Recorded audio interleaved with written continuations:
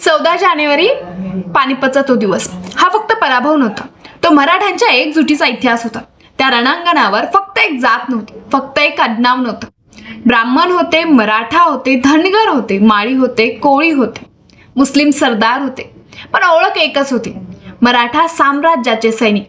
आजही तेच सांगायचं आहे. महाराष्ट्रात राहणारा जो इथे जन्मला, इथे घाम गाळतो, इथे आपली माती मानतो, तो मराठी आहे.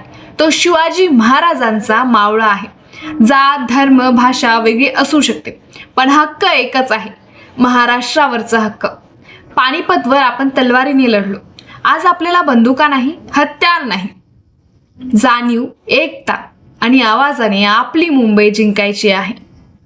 कारण इतिहास सांगतो, मराठे हरले नाहीत, ते पुन्हा उभा राहिले. आणि आजही मुंबईसाठी, महाराष्ट्रासाठी उभं राहणं हेच खरं पानिपत आहे.